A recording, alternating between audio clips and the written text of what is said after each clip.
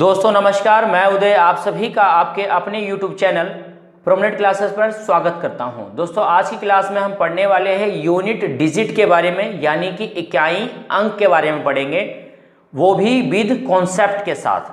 दोस्तों हम एक एक चीज़ को धीरे धीरे क्लियर करेंगे और आप देखेंगे वीडियो के अंत तक आपको इकाई अंक से संबंधित जितनी भी चीज़ें हैं वो सारी चीज़ें क्लियर हो जाएंगी।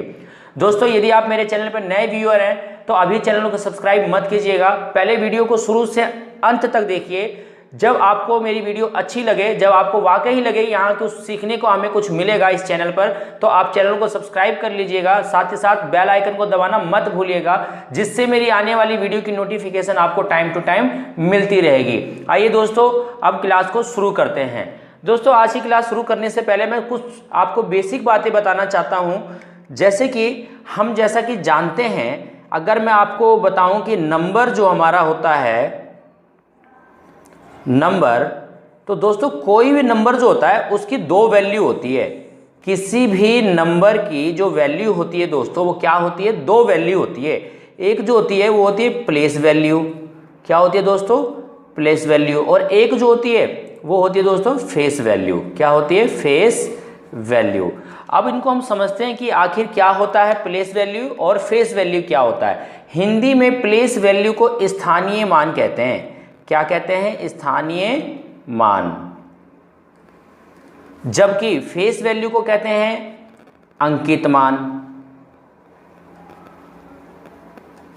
प्लेस वैल्यू को बोलते हैं स्थानीय मान, जबकि फेस वैल्यू को कहते हैं अंकित मान। अब इनको समझते हैं क्या होता है फेस वैल्यू और प्लेस वैल्यू क्या होता है। दोस्तों अंकित मान का मतलब ये है, मान लीजिए मैं एक नंबर यहां लिख दूं 5 3 4 6 और आपसे मैं पूछूं कि 6 का फेस वैल्यू क्या है, तो दोस्तों ये 6 की फेस वैल्यू क्या होगी, ये 6 ही होगी। मैं आपसे पूछूं 4 की यहाँ पर फेस वैल्यू क्या है, तो आप बोलोगे 4 ही है।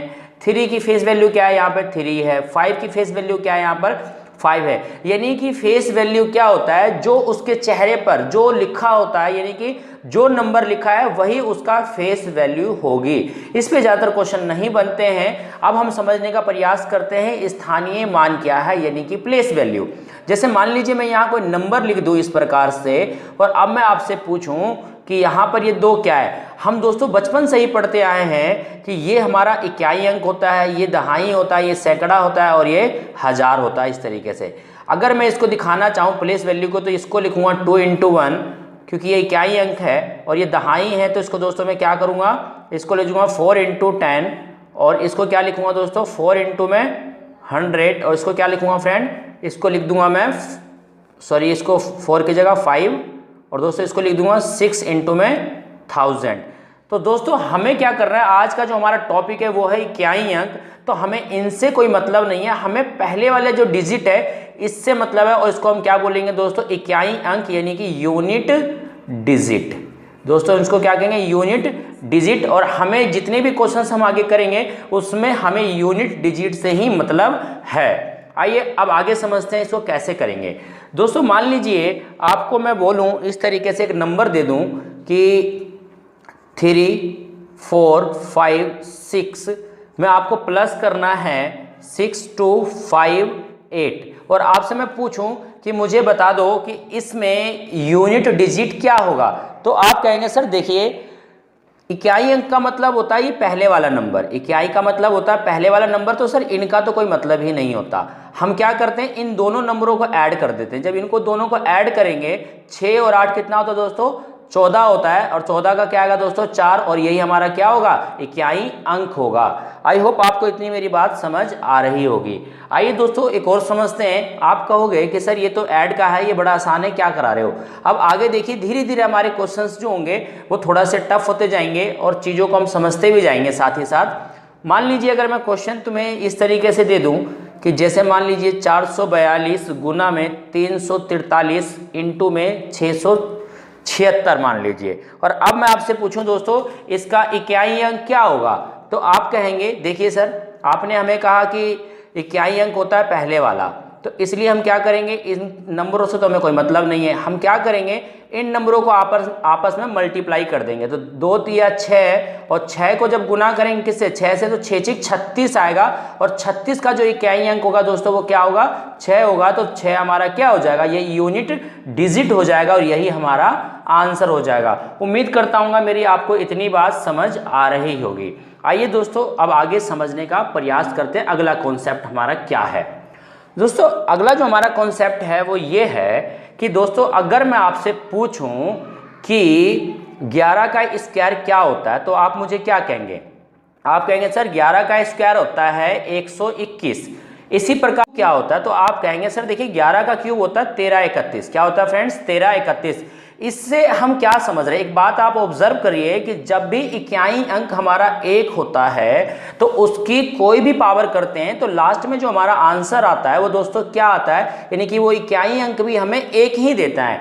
यानी कि अगर मैं 121 की पावर कुछ भी कर दूं तो जो हमारा लास्ट में जो डिजिट आएगा, लास्ट का जो इकाई अंक आएगा वो क्या आएगा, 1 ही आएगा। हमें इससे मतलब नहीं है कि हमारे यहाँ पर क्या नंबर आ रहे हैं। जैसे मान लीजिए मैं बोलूँ 121 की पावर 50, तो आप 121 को अगर 50 बार खोलेंगे ना, 121 गुना 121 गुना 121 इस तरह से करते करते 50 बार भी, तो भी जो लास्ट का आपका डिजिट आएगा, लास्ट का जो इकाई अंक आएगा वो 1 ही आएगा।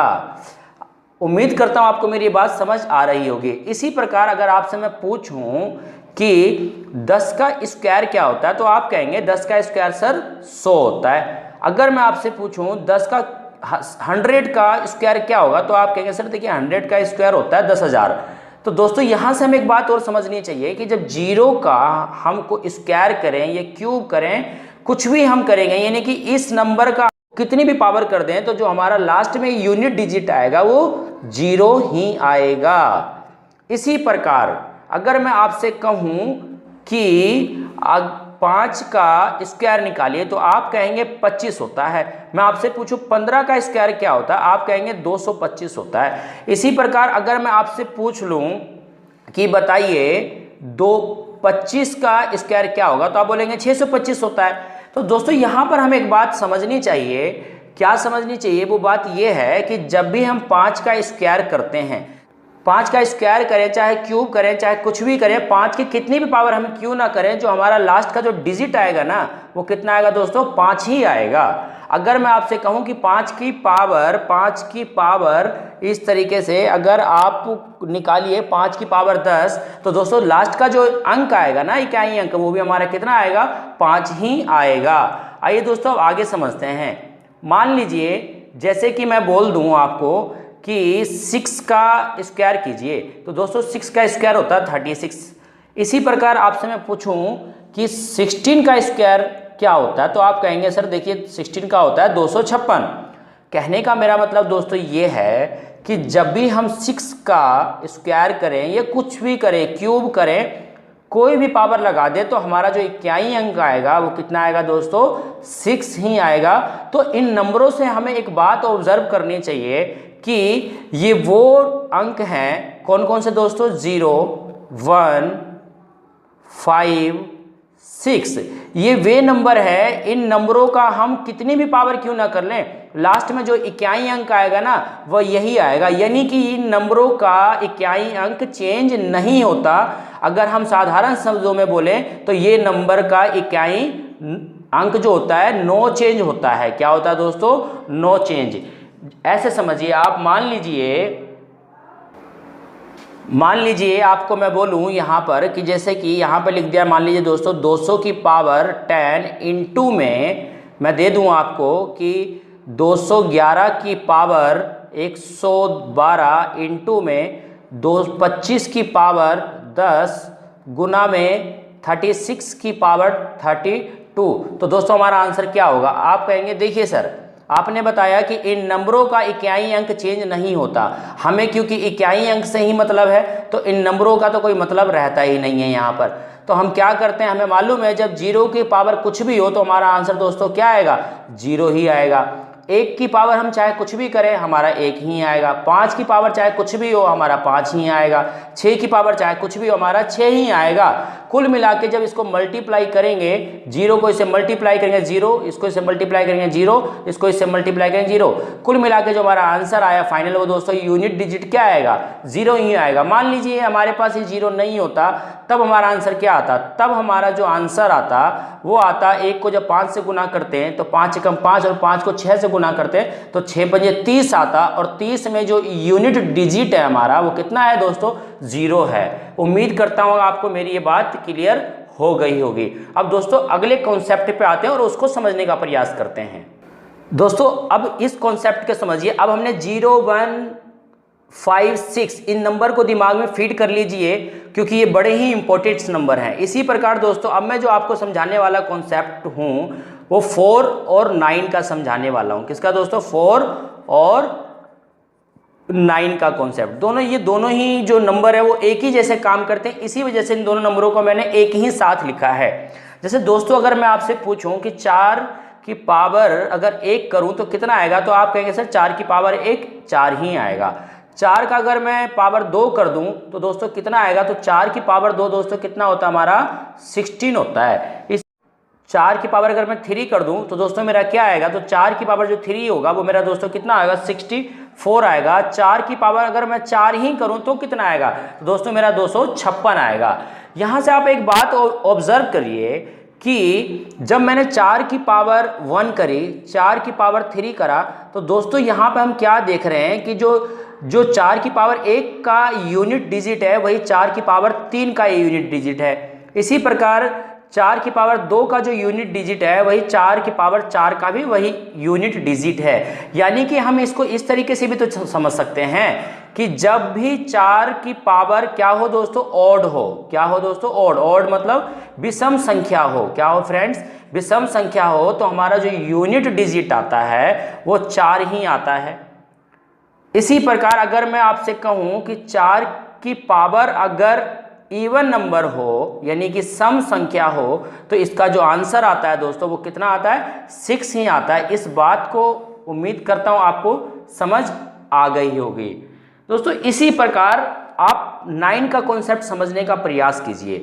दोस्तों 9 का जो हमारा कॉन्सेप्ट है वो ये है कि यदि मैं 9 की पावर 1 करूं तो मेरा 9 आएगा। 9 की पावर अगर मैं 2 करूं तो 81 आएगा। 9 की पावर मैं 3 करूं तो दोस्तों मेरा आएगा 729। 9 की पावर अगर मैं 4 करूं तो दोस्तों मेरा क्या आएगा, मेरा आएगा 65 61।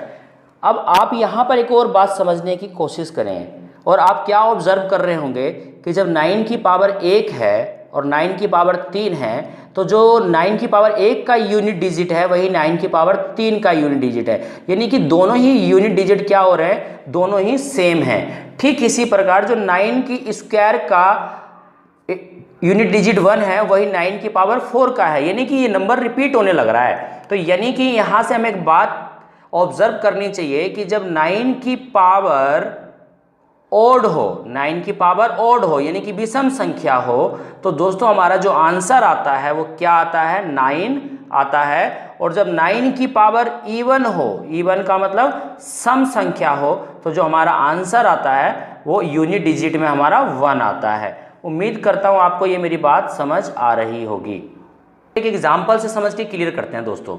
मान लीजिए जैसे मैं आपको बोल दूं कि इस तरीके के 344 यानी कि 344 की पावर 53 इंटू में लिख दूं मैं 359 की पावर 34 और आपसे मैं पूछूं इसका इकाई अंक कितना होगा, तो दोस्तों आप सीधा सा बोलेंगे कि सर देखिए हमें इकाई अंक से मतलब है तो 3 4 तो यहाँ से हटा दीजिए। पहली बात तो हमें 4 से मतलब है तो 4 की पावर यहाँ पे जो 53 है ये दोस्तों क्या है, ये हमारा क्या है, ऑड नंबर है। और सर ऑड नंबर होता है तो सर हमारा आंसर कितना आता है, इकाई अंक 4 ही आता है। इसी प्रकार अगर मैं आपसे बोलूं कि जो 9 की पावर 34 है तो 34 हमारा दोस्तों क्या है, ये इवन नंबर है। अगर इवन नंबर है तो हमारा दोस्तों क्या आंसर आएगा, यूनिट डिजिट में 1 आएगा। कुल मिलाकर इनको गुना कर देंगे तो 4 एकम 4 हमारा जो इकाई अंक आया दोस्तों वो कितना आया, वो हमारा 4 ही आएगा। उम्मीद करता हूँ आपको ये मेरी बात समझ आ रही होगी। दोस्तों ये नंबर आप याद कर लीजिएगा। आइए अब अगले कॉन्सेप्ट की तरफ बढ़ते हैं। दोस्तों अगला जो हमारा कॉन्सेप्ट है वो ये है, क्योंकि हमने मैक्सिमम सारे नंबर कर लिए, अब जो सिर्फ रह गया वो हमारा रह गया क्या दोस्तों, 2, 3, 7 एंड 8। और ये जो नंबर है एक ही ग्रुप के हैं और इसको आप अभी जानेंगे। और इनकी जो साइक्लिसिटी होती है वो 4 की होती है। अब आप ये सोच रहे होंगे साइक्लिसिटी क्या होती है। अब मैं आपको बताता हूँ साइक्लिसिटी 4 क्या होती है। दोस्तों अगर मैं आपसे कहूं कि 2 की पावर 1 कीजिए तो आप कहेंगे सर 2 की पावर 1 सर 2 ही होता है। इसी प्रकार अगर मैं बोलूं 2 की पावर 2 क्या होता है, यानी 2 का स्क्वायर तो 4 होगा। 2 की पावर अगर मैं 3 करूं तो दोस्तों कितना आएगा, 8 आएगा। 2 की पावर 4 कितना होगा, तो आप कहेंगे 16 होगा। 2 की पावर अगर मैं 5 बोलूं तो दोस्तों कितना होगा, 32 होगा। ऐसे 2 की पावर अगर मैं 6 बोलूं तो दोस्तों कितना होगा, 64 होगा। अगर मैं 2 की पावर 7 बोलूं तो आप कहोगे 128 होगा। दोस्तों कहने का मेरा मतलब ये है, आप समझने का प्रयास कीजिए। यहाँ पर आप देख रहे हैं कुछ कि 2 की पावर 4 के बाद जो नंबर है यूनिट डिजिट वो कितना आ रहा है, 2। 2 की पावर 6 का यूनिट डिजिट कितना आ रहा है, 4। 2 की पावर 7 का जो यूनिट डिजिट आ रहा है वो कितना आ रहा है, 8। कहने का मतलब ये जो नंबर है जो 2 की पावर 1 का यूनिट डिजिट है वही 2 की पावर 5 का है। जो 2 की पावर 2 का यूनिट डिजिट है वही 2 की पावर 6 का है।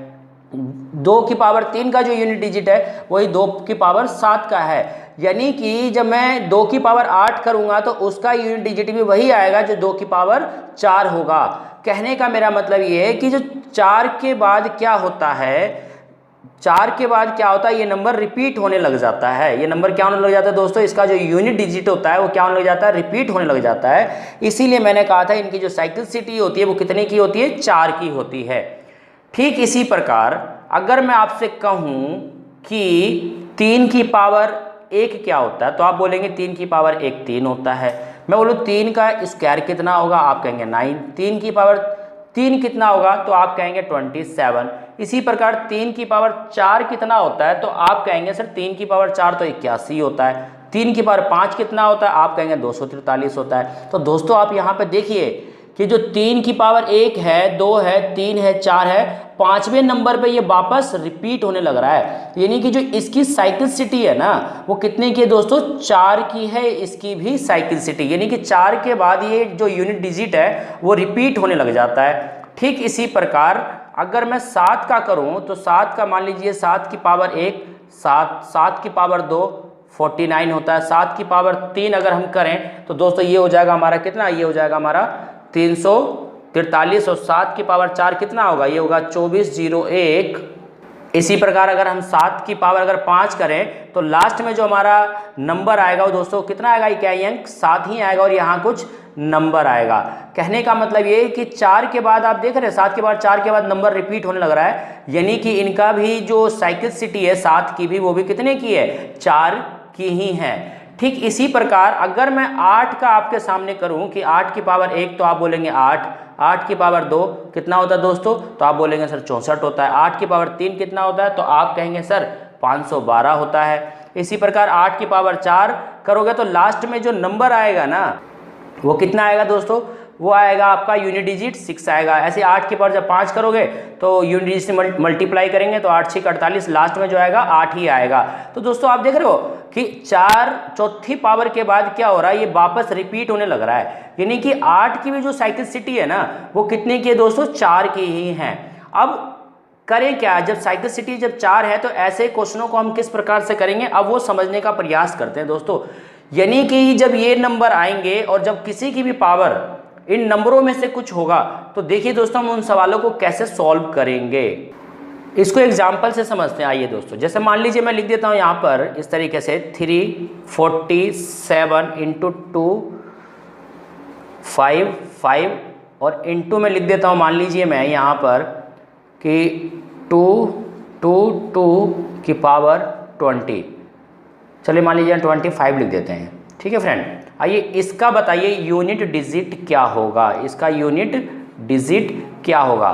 तो दोस्तों देखिए इसको कैसे करेंगे, क्योंकि हम 347 को 255 बार खोलेंगे तो बहुत बड़ी संख्या आएगी और इतना हम खोल भी नहीं पाएंगे। तो दोस्तों हम क्या करेंगे, सबसे पहली बात, आपको इन नंबरों से तो कोई मतलब ही नहीं है, आपको सिर्फ यूनिट डिजिट से मतलब है।